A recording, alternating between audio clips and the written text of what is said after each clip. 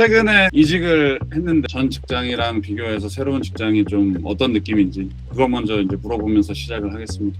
제가 이제 실제로 하고 있는 일은 똑같은 일이라서 일적인 본질적으로의 차이는 사실 거의 없는데 미들마켓 클라이언트들을 주로 다루는 은행에서 이제는 좀 더 큰 회사들을 이제 고객을 주로 두고 있는 은행으로 왔기 때문에 좀 다른 거는 상장돼 있는 회사들도 많고 들어도 알 수 있는 그런 회사들이 많기 때문에 조금 더 재미는 있는 것 같아요. 그래서 최근에 지금 하고 있는 고객은 고객이 정확한 그 회사 이름은 말할 수 없지만 미국에서 가장 큰 스키 리조트를 가지고 있는 회사라서 그런 것들을 하면서 이제 확실히 좀 더 나 이 회사 아는데 이 회사 리조트도 가봤는데 이러면서 좀 더 그런 부분은 확실히 더 재밌는 것 같고 그런데 좀 커지다 보니 그 전 회사는 되게 약간 가족적인 문화 내가 소리 지르면은 저 끝에 있는 사람까지 다 들리고 이런 문화니 친하고 가까웠거든요. 근데 이제 여기는 조금 더 내가 지금 회사를 다니고 이제 이 사람들과는 물론 이제 일을 점점 같이 하고 이제 시간이 지나면은 친해지고 가까워지고 그러겠지만은 조금 직장 동료의 느낌이 조금 더 강하다 이런 생각이 지금 많이 들고 아직 한 달 이제 조금 넘어가기 때문에 아직은 좀 적응기인 것 같긴 해요. 알겠습니다. 일단 지금 투자은행에서 뱅커로 일하고 있는데 혹시 뱅킹이 뭐 하는 일인지 잘 모르는 사람들을 위해서 지금 하는 일을 하이 레벨로 좀 설명을 해준다면 네. 할 수 있을 것 같은데. 이거는 도움이 될지는 모르겠지만은 일단 제가 하고 있는 일을 얘기하기 전에 뱅킹이라는 거는 투자은행 인베스트먼트 뱅킹은 크게 두 가지로 나뉘어요. 그러니까 그룹들이 이제 프로덕트 그룹이 있고 그다음에 이제 커버리지 인더스트리 그룹이 있는데 커버리지 인더스트리 그룹이라는 건 헬스케어가 됐던 테크놀로지가 됐던 인더스트리얼이 됐던 이제 섹터별로 그 섹터 안에 이제 회사들을 커버하면서 그 회사가 필요한 재무적인 측면, 전략적인 회사가 앞으로 나아갈 방면에 의해서 모든 파이낸스 릴레이스를 도와준다고 보면 돼요. 그게 채권을 필요로 한다든지 백고리 레이즈를 한다든지 아니면 인수합병을 한다든지 그런 거를 이제 커버해주는 그런 그룹들이 있고 그리고 이제 프로덕트 그룹 소위 우리가 알고 있는 M&A 인수합병 그룹이나 이제 레버리지 파이낸스라고 해서 이제 인수금융이나 모든 것들을 관련해줘서 해주는 부서인데 저 같은 경우는 이제 프로덕트 그룹 레버리지 파이낸스에서 일을 하고 있고 이제 가장 많이 주된 업무는 예를 들어서 보통 저희가 LBO라고 하잖아요. 레버리지 바이아웃이라고 하는데 사모펀드들이 회사를 이제 살 때 자신들의 직접 자본을 넣어서 사는 경우도 당연히 있지만 100이면 100 자기 자본 조금 플러스 은행에서 혹은 채권 투자자들에서부터 돈을 끌어와서 회사를 사기 때문에 그런 자금 조달을 도와주는 일을 하고 있습니다. 나도 많이 배운 것 같은데 많은 사람들이 경험을 해보거나 알 수 있는 일이 아니니까 사람들이 환상도 많이 있는 것 같고 선망하는 그런 게 있는 것 같아요. 소개 잘 해주셔서 감사드립니다. 지금 하는 일은 이제 투자은행에서 일을 하고 있는 첫 사회생활 했을 때부터 그 전까지의 커리어를 간단하게 좀 설명을 해주신다면. 네네네. 저는 대학교는 이제 뉴욕에서 대학교를 나와서 경영학을 전공해서 첫 직장 미국의 연기금, 그러니까 한국으로 말하면 국민연금이 그런 비슷하지만 이제 미국 스케일이 크기 때문에 국민연금이 나라 전체고 제가 일했던 곳은 어떤 한 주의 연기금에서 일을 했는데 첫 일도 투자금융, 재무 이런 쪽에 관련된 일이었는데 헤지펀드나 아니면 공모 주식에 투자하는 회사들을 찾아서 그 회사들에게 투자하는 일을 했었어요. 처음에는 그 일을 하고 그리고 이제 2년 반 정도 지나서 자산운용사로 넘어가서 자산운용사에서 사모펀드들에게 똑같은 비슷한 일이죠. 개념적으로는 사모펀드들이 이제 회사를 살 때 돈이 필요하니까 그 돈을 대주는 일들을 했고 그리고 직접적으로 조그마한 회사들 예를 들어서 영업이익 한화로 300억 아래로 된 회사들에게 이제 돈을 빌려주는 일이죠. 전문적으로 표현을 하자면 채권을 발행해서 그거에 대해 합당한 리스크를 책정을 해서 이 회사는 금리가 몇 프로면은 우리가 적절한 리스크를 테이크하는 거에서 컴펜세이트를 받는다. 이런 거를 내서 채권 투자자로 일을 했던 거죠. 그렇게 하다가 MBA를 갈 때는 5년 정도 이제 일한 경력이 있었었는데 금융, 투자, 재무 이런 파이낸스 이외에 다른 거를 해보자 해서 MBA를 가게 된 거고 저 같은 경우는 뉴욕에서 대학교를 나왔기 때문에 큰 도시가 학교들을 가자라는 생각이 있었어요.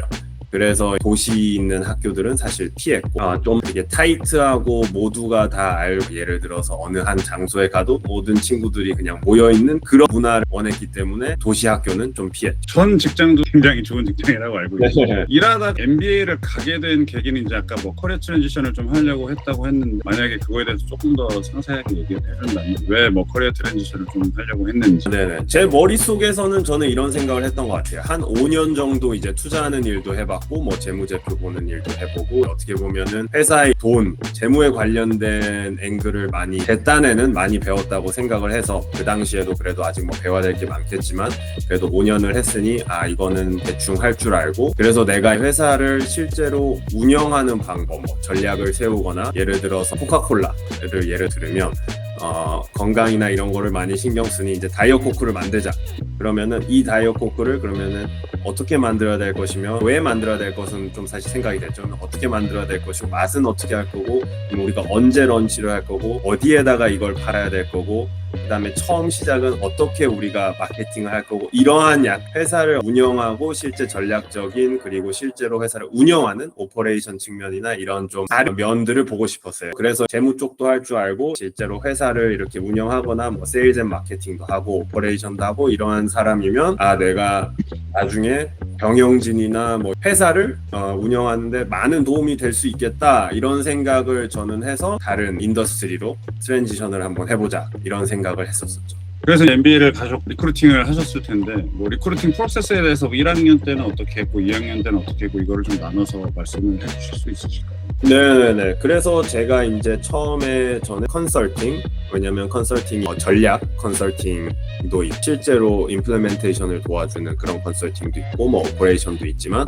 어쨌든 컨설팅이 여러 케이스들을 볼 수 있고 여러 회사들을 볼 수 있고 여러 프로젝트를 하기 때문에 제 생각은 빠른 시간 내에 많은 케이스들을 보자 해서 컨설팅이 굉장히 매력적으로 느껴졌고 그래서 컨설팅. 그다음 두 번째로는 회사들마다 약간 뭐 리더십 로테이션 프로그램이나 이런 뭐 매니지먼트 로테이션 프로그램인데 그런 프로그램들도 봤어. 그다음에 세 번째로는 그 외에 스타트업이라든지 뭐 아니면은 그냥 정말 아까 말씀드렸던 뭐 오퍼레이션에 포커스된 롤이라든지 그런 한 세 가지 정도를 봤었었죠. 그리고 컨설팅을 주 타겟으로 해서 했었는데 컨설팅 같은 경우는 뱅킹 리크루팅과 되게 비슷하게 되게 체계적으로 돼 있어요. 그래서 퍼스트 라운드를 하기 전에 네트워킹을 하는 그런 기관들이 있고 회사에서 MBA를 방문해서 커피 챗이라든지 오피스 아워라든지 사실 내가 컨설팅을 할 거야 이렇게 이제 손을 들고 얘기를 하면 학교에서 뭐 커리어 센터나 이런 데서 어떻게 보면 로드맵을 주거든요. 정해져 있는 거기 때문에 그래서 그런 스텝들을 밟으면서 하고 네트워킹이 그래서 사실 1번 제일 중요하고 그 다음에 이제 두 번째가 인터뷰를 받기 전에 바이브 체크라 그러죠. 이 사람과 대화를 하고 커피도 마시고 이러면서 얘는 사람이 괜찮다 나랑 같이 오래 일해도 괜찮을 것 같아 이런 생각이 들면 레주메로 넣는 사실 레주메를 넣는 거는 그 전에 이 사람이 누군지 알아야지 된다고 생각하거든요. 그래서 뭐 레주메를 아무리 던진다고 해 학교도 좋고 뭐 경력이 어마어마하고 그러면 다시 볼 수는 있겠지만 사실 가장 좋은 거는 지원하기도 전에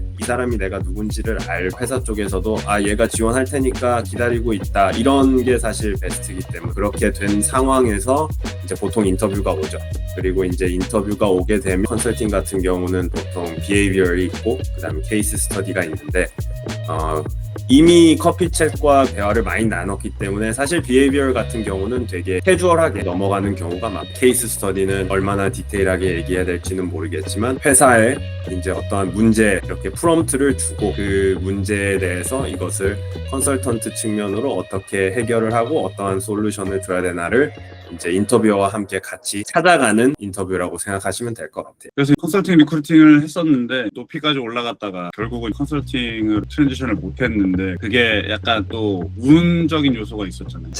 제가 뭐 결국 못했으니까 안 됐겠지만은 지금 와서 이렇게 생각해 봤을 때는 핏이 되게 중요한 것 같아요. 컨설팅 사람들도 저의 레주메와 저의 어떻게 보면 말하는 말투, 행동, 톤 아니면 나에게 이렇게 내가 말하는 생각하는 방법들이나 여러 가지가 되게 아마 좀 더 파이낸스 쪽에 맞는 사람이지 않았을까라는 생각했을 수도 있었다라는 생각을 나중에는 제가 해봤고 그리고 주위 친구들과 주위 뭐 선배들 후배들도 다 얘기를 했을 했을 때 다들 이제 제 컨설팅 쪽을 해보겠다 뭐 얘기들을 했을 때 되게 의아해하는 경우들이 많았는데 아마 컨설팅 펌에서도 저를 뽑을 때 그러한 어떻게 보면 이런 피시나 스토리를 들어봤을 때 말은 되지만 정말 이게 자기들이 정말 1순위였을까 이런 생각들을 한 것이 있을 수도 있고 아니면 제가 뭐 지금 인터뷰를 잘 못했던 거에 대해서 그냥 정당화하는 걸 수도 있겠고 정확히는 모르겠지만은 제 생각에는 덜 맞았던 것 같아요. 그랬던 것 같고 그리고 한 명은 그 얘기를 해줬어요. 사실 보통 피드백들을 많이 안 주는데 컨설팅에서 한번 피드백을 줬던 거는 뭐였냐면 케이스 스터디나 이런 거를 할 때 너는 다 맞았다. 근데 답이 맞는 것도 중요하지만은 이렇게 찾아가고 그 다음에 그 답이 맞다고 해 다른 답도 있을 수 있다라고 서로 브레인스토밍을 하고 이렇게 찾아가는 것들이 어떻게 보면 더 중요한데 저 같은 경우는 파이낸스에서 계속 일을 해왔고 이랬기 때문에 파이낸스 같은 경우는 사실 틀리면은 그냥 틀리는 거거든요. 왜냐면 틀리면은 이제 그냥 돈을 잃는 거고 맞으면은 돈을 버는 거고 그 다음에 뭐 계산이 잘못됐을 경우에 배팅을 걸었는데 우리가 잘못된 가정이었고 우리가 잘못된 계산이었으면 안 되는 거기 때문에 저는 그런 거에 좀 더 익숙해져 있어서 컨설팅 인터뷰나 그런 거를 했을 때 좀 부족한 점이 좀 있었지 않았을까 이런 생각을 해봅니다. 일단은 너무 겸손하게 말씀하시는 것 같아요. 주변 사람들이 의아해했던 거는 사실 전 왠지 알죠. 왜냐면 오버스펙이니까 의아해했고 사실 컨설턴트들도 오히려 원래 하셨던 그런데 가고 싶어하는 사람이 오히려 더 많을 텐데 그러니까 컨설턴트들도 왜 더 좋은 데에서 여기를 오려고 하지라고 생각을 좀 했을 수는 있을 것 같고 근데 뭐 원래 파이낸스적인 사고가 있으니 케이스를 풀 때 좀 그랬을 수 있다 뭐 이런 거는 좀 이해가 가긴 하는데 그리고 제가 뭐 비하인드 스토리를 상세하게 얘기는 할 수는 없지만 그때 또 이제 그 오피스에서 뽑기도 좀 적게 뽑았고 그리고 약간 내정 비슷하게 이런 것도 있었던 걸로 알고 있는데 어쨌든 제가 굳이 이걸 여쭤봤던 이유 리크루팅이라는 프로세스에 얼마나 다양한 진짜 예상할 수도 없는 요소가 있는지 그거를 조금 알려드리고 싶어서 듣는 분들에게 그래서 이제 한번 여쭤봤어요. 맞아요. 진짜 그게 맞는 것 같아요. 정말 외부적 요인들이 많을 때가 있거든요. 그리고 이제 뭐 물론 꼭 리크루팅뿐만 아니라 뒤돌아봐서 봤을 때 정말 내가 뭐 잘 못하고 나한테 무슨 문제가 있어서 뭐 안 되는 것도 있지만 정말 그런 거와 아무것도 없이 진짜 나와 상관없이 그냥 외부적으로 일이 안 풀릴 때들도 있잖아요. 그냥 그래서 맞아요. 그런 요인들도 많은 것 같고, 컨설팅 같은 경우에 내가 진짜 가고 싶은 오피스가 있는, 거기서 뭐 자리가 많이 없었는데, 한 자리는 갑자기 뭐 인사 이동으로 들어올 수도 있는 거고, 사실 그런 백스토리들은 사실 잘 모르니까 또 그런 요인들이 많을 수 있긴 하죠.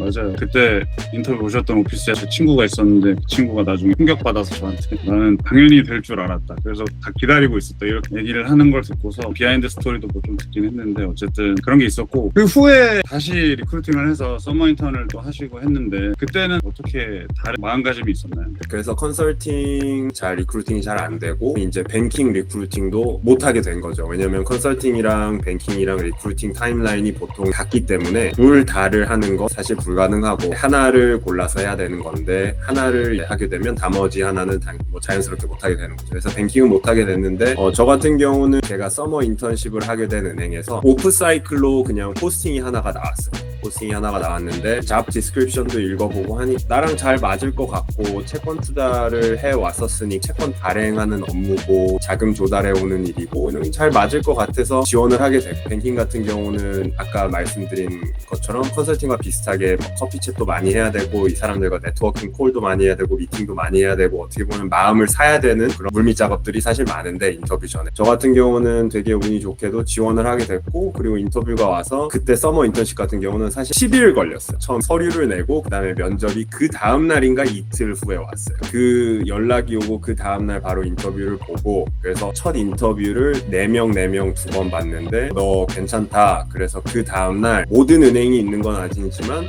은행들이 IQ 테스트 같은 거를 보거든요. 그래서 IQ 테스트 같은 걸 보고, 그리고 로지컬 리즈닝 같은 또 테스트가 있고, 그리고 나머지 성격 테스트라고 해야 될까? 한국말로 어떤 표현을 해야 될지 모르겠지만은 인적성 검사.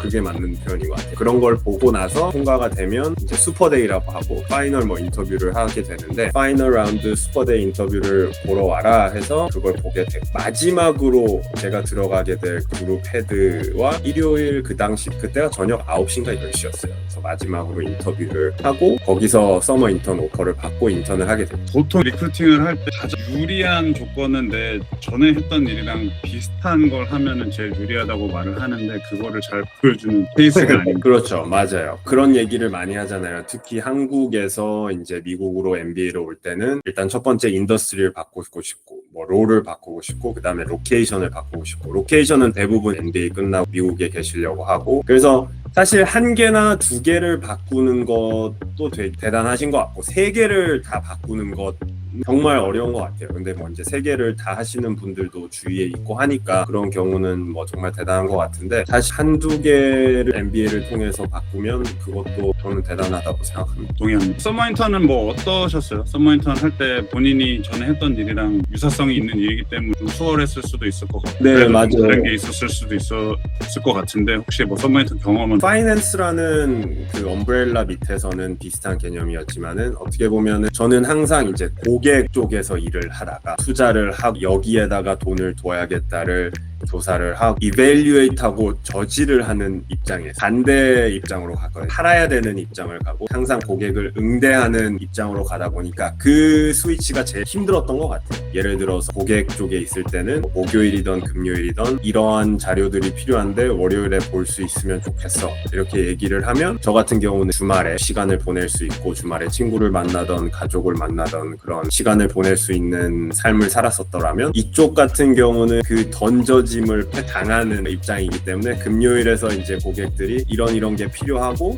우리가 결정을 내릴 수 있게 월요일 아침에 볼 수 있으면 좋겠다 하면 저희 같은 경우는 그때부터 사실 또 일을 이제 시작을 하는 거죠. 일 자체에 대해서는 어떻게 보면 반대쪽에서도 있었기 때문에 그 사람들이 원하는 게 무엇인지 그 다음에 어떠한 것을 보여주면 좋아하는 것을 알고 그런 측면에서는 사실 좀 수월했던 것 같긴 한데 어떻게 보면 이코시스템이 돌아가는지를 대충 그래도 경험을 해봤기 때문에 그런 측면에서는 편했긴 했지만 회사의 스케줄이나 여러 가지 일의 다이내믹이 예상되지 않는 부분이 저는 가장 힘들었던 것 같아요. 사실 지금도 그게 제일 힘들고 일 자체는 뭐 뱅킹에 대해서 조사를 해보고 그러신 분들은 알겠지만 일 자체가 많고 업무 강도가 강하고 업무 시간이 길고 이런 거는 근데 저가 되게 파워제이기 때문에 계획을 하고 이런 플랜을 짜고 이런 걸 좋아하고 그 루틴대로 사는 걸 좋아하는 스타일인데 여기서는 그런 게 완전히 망가지기가 되게 쉬워서 저는 그게 조금 힘들었던 것 같아요. 인턴 할 때. 그리고 아까 말씀드렸던 지금도 그게 좀 힘들고 근데 그거 말고는 일 자체가 재밌었고 그리고 팀원들이 사실 너무 좋았어요. 그래서 뱅킹 같은 경우는 말씀드리고 싶은 건 일 자체가 힘들고 그렇기 때문에 주위 사람들이 좋은 게 되게 중요하거든요. 좋은 사람들이랑 같이 오래 있으면 그래도 일할 맛도 나고 그런 것들이 생기는데 저는 군대는 안 가서 전우회라는 표현을 쓰기는 좀 그렇지만 그런 게 되게 중요하다고 생각해요. 짧게 얘기하면 일 자체는 적응이나 이런 게 좋았지만 고객을 응대하는 그러한 반대쪽에 와서 그게 좀 힘들었다. 안 그래도 바이 사이드랑 셀 사이드랑 다 경험 폭넓게 했는데 둘이 어떤 차이가 있는지 한번 물어보려고 했는데 뭐 잘 같이 말씀을 해주셔서 너무 좋았고 그 후에는 이제 다시 2학년으로 돌아와서 풀타임 오퍼를 받고 2학년 생활을 하시고 이제 졸업을 하셨는데 2학년 생활은 좀 어떠셨어요? 풀타임 오퍼, 리턴 오퍼를 받으면 보통 이제 해피한 라이프가 시작이 되는데 2학년 때가 제일 즐거웠던 것 같아요. 저 같은 경우는 컨설팅이나 무슨 다른 거를 이제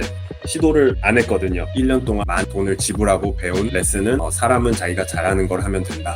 그리고 자기가 있어야 할 자리가 있구나. 이거를 왜냐면 인턴십 자체가 사실 너무 즐거웠으니까요. 그래서 돌아가기로 이제 저는 마음을 먹었고 그래서 리크루팅은 아예 하지 않았고 2학년 때는 진짜 골프를 많이 쳤던 것 같아요. 거의 거짓말 안 치고 아픈 날 아니면 무슨 일정이 있는 날 빼고는 매일 쳤던 것 같아요. 운동 많이 하고 테니스, 골프 아마 2학년 때가 제 몸이 건강했을 때가 아닌 생각이 들 정도로 정말 운동도 많이 하고 그냥 아무 생각 없이 진짜 놀기만 했던 것 같아요. 2학년 때는 또 그런 생각을 했었거든요. 아무래도 MBA 때 가면 한국에서 특히 오시는 분들은 경험하는 모든 게 새롭겠지만 저 같은 경우는 이제 미국에서도 학교를 나왔고 미국에서도 이제 일을 했고 그래서 사실 그렇게 크게 막 새롭거나 막 이렇게 신기하거나 이런 거는 많이 없었거든요. 그래서 2학년 때 제가 하려고 했던 거는 내가 매일 보는 사람들, 그 다음에 나랑 편한 사람들, 결이 비슷한 사람들 말고 아예 만나지 않을 것 같은 사람들이랑 그래도 좀 시간을 이렇게 보내보자. 그래서 저랑 전혀 연결고리도 없고 엮이지 않은 그런 친구들을 일부러 좀 이렇게 많이 만나려고 했던 것 같아요. 그런 친구들이랑 사실 지금까지 연락을 하고 깊은 관계로 발전한 친구들은 많지는 않지만 그래도 나름 저만의 이 컴포트존을 좀 나가서 만나보지 않은 사람들을 많이 만나보자. 그리고 골프랑 운동. 그렇게 딱 두 개 했던 것 같아요. 근데 지금 해준 얘기도 또 들어보니 커리어적인 선택도 비슷한, 계속해서 자기의 약간 좀 새로운 호라이즌을 개척해 나가려고 하는 그런 게 몸에 배어 있는 것 같은 느낌이 좀 있어요. 왜냐면 보통 셀 사이드 갔다가 바이 사이드로 가고 싶어 하고, 사람들이 원하는 커리어의 스텝을 역으로 계속 하는 것도 본인이 안 했던 거를 계속 하면서 내 새로운 지평을 열어가려고 하는 거고, 방금 얘기하신 주변 사람들 만나는 것도 내가 안 만나볼 것 같은 사람을 이제 만나보려고 하는, 혹시 뭐 그렇게 하는 인텐셔널한 이유가 있다면? 피곤한 스타일이죠, 뭐. 피곤한 스타일. 저는 그런 생각을 해요. 가만히 있으면은 가만히 있는 게 아니라 도태된다고 생각을 해요.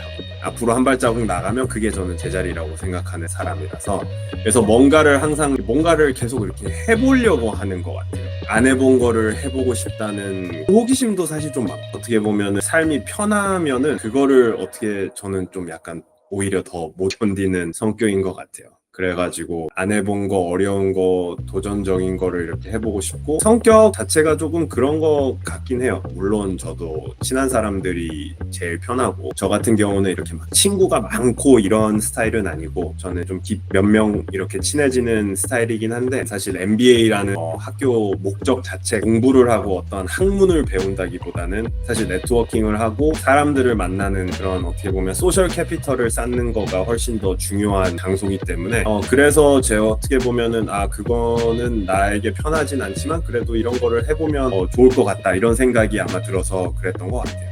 알겠습니다. 오늘 상당한 인스피레이션을 받고, 이제 그 후에는 뉴욕으로 돌아와서 이제 일을 하기 시작했는데, 일했던 거 얘기를 좀 여쭤보기 전에, 졸업을 하고 나서 이제 새롭게 일을 하면서 MBA 가기 전과 MBA를 마치고 난 후에 내가 좀 달라진 게 있다든지, 아니면 뭐 좀 MBA에서 배운 게 이런 건 좀 되게 도움이 되네라고 느낀 부분이 혹시 있었다면? 굉장히 좀 잘 생각해보지 않은 질문인 것 같은데, 아마 달라진 점은 그건 것 같아요. 뒤돌아보면서 이거를 해봤으면 어땠을까, 이런 생각은 아예 없는 것 같아요. 영어 표현 중에 그런 표현이 있거든요. 돌을 다 뒤집어 봤다, 이런 표현이 있는데, 다 뒤집어 봐서 밑에 뭐가 있는지 이제 다 봤기 때문에 사실 이제는 좀 내가 안 해본 게 있을 수도 있겠네, 이런 생각 없이 그냥 이제 앞으로 그냥 쭉 갈 수 있는 마음가짐이 된 것 같아요. 그래서 이제는 쭉 롱텀으로 어떠한 일을 하게 되던 파이낸스에 관련된 일을 하려고, 내가 앞으로 뭐를 쭉 하게 될지 그게 정해진 그 차이가 있는 것 같아요. 마음속에서 어떻게 보면은 제 자신에게 make sense가 된 그런 것 같고, 그리고 MBA 때 도움이 됐던 거는 사실 수업이나 이런 거에서는 저는 도움이 됐던 거는 없었어요. 왜냐면은 저 같은 경우는 아까 말씀드렸던 것처럼 이미 학교를 경영하고 나왔었기 때문에 정말 어떤 내용들이나 이런 거는 사실 진짜 똑같았고, 그래서 특히 뭐 회계나 재무학이나 이런 거는 아예 똑같았기 때문에 사실 크게 배운 거는 없었는데, 친구들 토론을 하든지 친구들이 질문을 하거나 친구들이 자기네 생각을 이렇게 뭐 논리정연하게 얘기를 할 때 그런 얘기를 들으면서 많이 배웠던 것 같아요.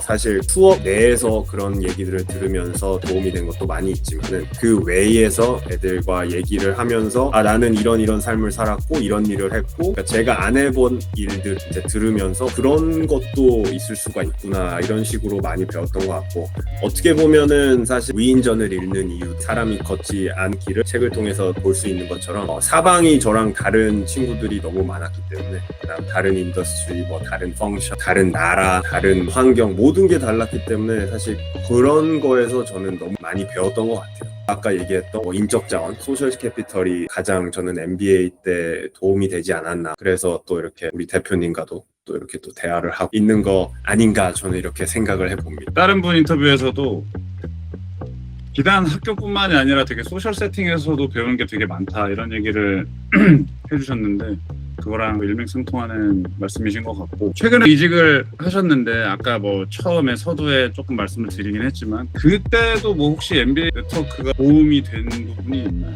사실 이 회사는 되게 재밌게 되게 특이하게 네트워킹을 하고 간 회사가 아니에요. 제가 리크루팅을 하면서 뭐 인터뷰를 받았거나 뭐 아니면 인터뷰 중간에 조금 더 나를 푸시해 주기를 원해서 네트워크를 사용했던 회사들의 대부분이었는데, 이 회사 같은 경우는 그냥 자리가 나왔고 내 포지션과 내 직급이랑 모든 게 잘 맞을 것 같아서 지원을 했는데, 첫 번째 면접을 직급이 높으신 분이 저랑 되게 잘 맞았어요. 그래서 어떻게 보면은 이분을 이용했다고 보면 되겠죠. 이분과 너무 잘 맞아서 계속 전화하고 계속 이메일 보내고, 어떻게 보면 이 사람을 물 놓지 않으면 되겠다 이런 생각이 들어서 그래서 그분을 그랬더니 이제 그분 더 위에 또 높은 사람들을 계속 소개시켜주고, 이런 식으로 이제 소개를 받고 아까 말씀드린 거랑 비슷하게 인터뷰를 실제 하기 전에 인터뷰 사이사이에도 다른 사람들과 인터뷰를 하면서 이 사람들이 얘는 괜찮아, 그래서 인터뷰를 실제로 보게 되는 면접관한테 나 얘랑 얘기를 했는데 너 얘 괜찮아, 이렇게 되는 게 사실 베스트거든요, 리크루팅도 할 때. 그래서 그런 됐던 것 같아요, 이번 이직하는 경우에는. 알겠습니다. 미국의 리크루팅의 에센스를 지금 방금 잘 설명을 해주신 것 같아요. 네트워킹이라고 하면은 한국에선 사실 잘 없는 문화라서 사람들이 정확하게 인지를 잘 못할 수 있는데, 방금 말해주신 게 되게 좋은 디스크립션이었던 것 같고, 다음 질문을 좀 드리자면 어떤 일을 하시는지는 제가 서두에 좀 여쭤봤는데, 혹시 그냥 하이 레벨로 데이르데이 그냥 하루의 일과를 만약에 뱅킹을 아예 모르는 사람한테 설명을 해준다면? 이게 부서마다 다르겠지만 제가 하는 일은 내일을 예를 들어서 말씀을 드릴게요. 내일 같은 경우는 실제로 마켓에 저희가 딜을 런칭을 하는 날인데, 그래서 7시 45분에 고 노고 콜이 있어요. 고객과 고 노고 콜이 있는데, 그게 뭐냐면 저희가 하는 일 같은 경우는 시장에 영향을 많이 받기 때문에, 예를 들어서 US Treasury Rate이라고 하죠. 그것을 국채라고 하나? 정확히 한국말로 모르겠는데, US Treasury Rate이 전날 밤에 어떻게 반응을 했는지, 그리고 아시아나 다른 나라에서 주식시장이라든지 채권시장이 어떻게 움직였는지, 선물시장이 어떻게 반응을 했는지, 그거를 보고 혹시나 딜을 런칭할 수 있는 상황이 아니면 하지 말자, 그리고 아니면 시장이 괜찮으니까 런칭을 하자, 그거를 정하는 게 이제 고 노고콜인데, 그게 7시 45분에 있고, 그래서 그게 이제 정해진 다음에는 가자 이렇게 되면 8시에 변호사들, 고객, 그 다음에 이제 은행들, 여러 은행들이 보통 딜에 인볼브가 되거든요. 딜의 사이즈가 크기 때문에 이 딜에 관련된 카운터 파티들이 다 모여서 오케이, 그러면 이제 다 준비됐지, 가자, 이러고 이제 그것을 잠깐 전화를 하고, 그리고 아침 글로벌 인베스터 콜이라 그래서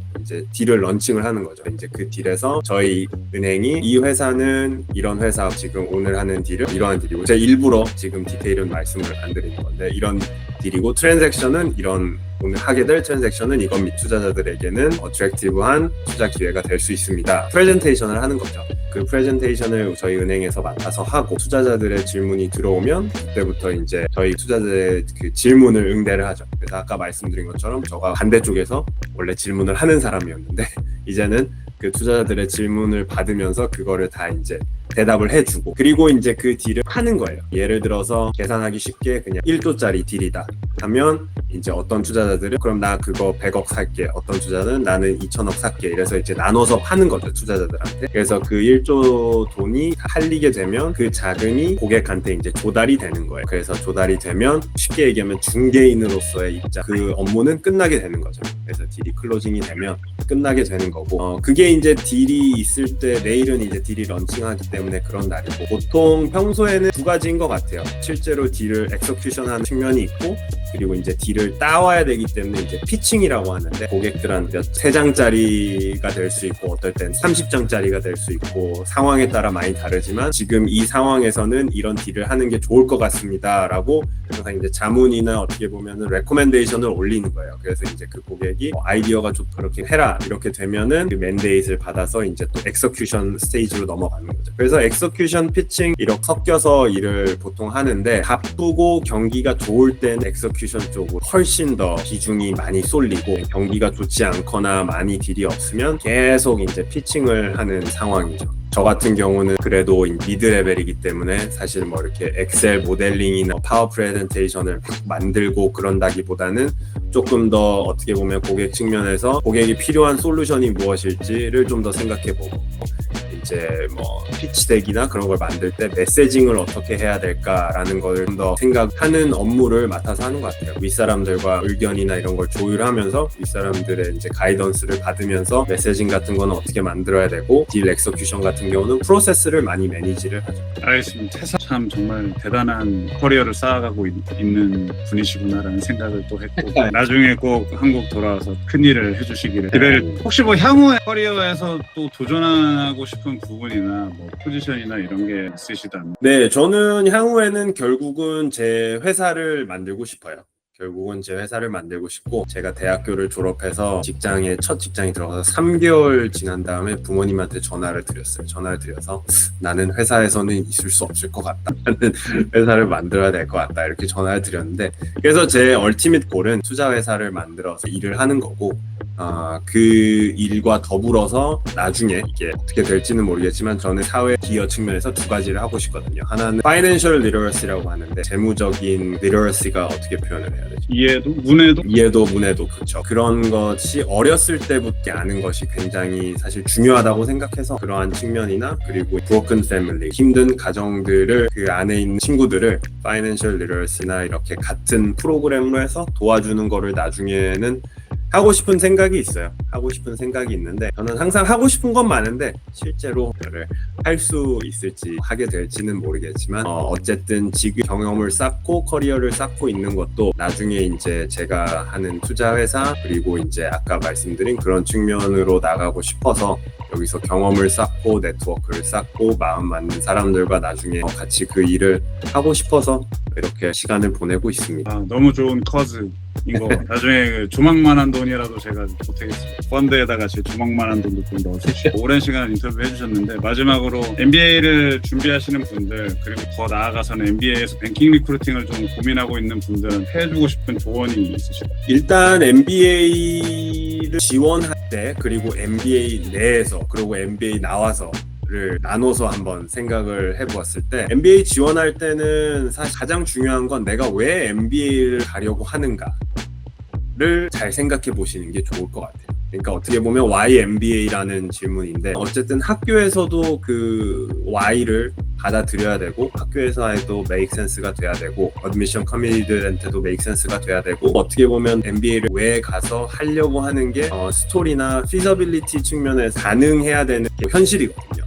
그렇기 때문에 그런 거에 대해서 되게 잘 생각해 보시는 게 좋을 것 같고 스마트하게 접근하는 것도 MBA 합격, 성공률을 높일 수 있는 저 같은 경우는 다를 수는 있겠지만 저는 미국에서 이미 일을 했고 미국에서 했기 때문에 사실 미국에서 취직을 무조건 해야 돼 이런 거는 그게 제 목표는 아니었어요. 왜냐하면은 이렇게 말씀드리면 좀 이상하게 들릴 수도 있지만 미국에서는 당연히 취직을 할 거를 알고 있었기 때문에 그래서 저 같은 경우는 뭐에 더 측면을 뒀냐면 나는 사람을 많이 만나봐야겠다. 근데 이 사람이 실제로 나의 친구가 뭐 되지 않고 뭐 실제로 나의 뭐 도움이 되고 그래서 이해관계에서 사람을 만난다는 거 말고 그런 측면이 아니라 그냥 사람을 한번 많이 만나봐야겠다. 왜냐면 아까 말씀드린 것처럼 저는 친구를 많이 사귀고 막 이런 타입은 아니기 때문에 저는 그러한 생각이 있었고 그게 제일 사실 MBA에서는 중요한 것 같아요. MBA에서는 진짜 사람을 만나는 게 제일 중요한 것 같고 MBA 끝나고 이제 나와서는 문화나 이런 것들이 다르기 때문에 좀 더 그런 거는 적응하고 그래야 되는 시간들이 좀 있으시겠지만은 요새는 사실 MBA 나와서 한국에서 오셔서 미국에서 취직하셔서 잘 되고 이러신 분도 너무 많기 때문에 그런 분들과 커넥돼서 조언 많이 받고 하시면은 전혀 어려움 없으시지 않을까 싶습니다. 저는 솔직히 한국에서 MBA 오시는 분들이 미국에서 그냥 학교 나와서 MBA 가는 분들보다 훨씬 더 대단하고 똑똑하고 그런 분들이라고 저는 생각하고 있어서 회사에서 적응하고 일을 잘하고 그런 거에는 문제는 전혀 없을 것 같지만 그래도 어쨌든 MBA 왔을 때 사람 만나는 그런 거는 조금 약하실 수 있기 때문에 저는 그 부분을 더 강조해서 말씀드리고 싶습니다. 알겠습니다. 오늘 인터뷰는 여기까지 하고 잡담을 좀 하죠. 개인적으로. Great success.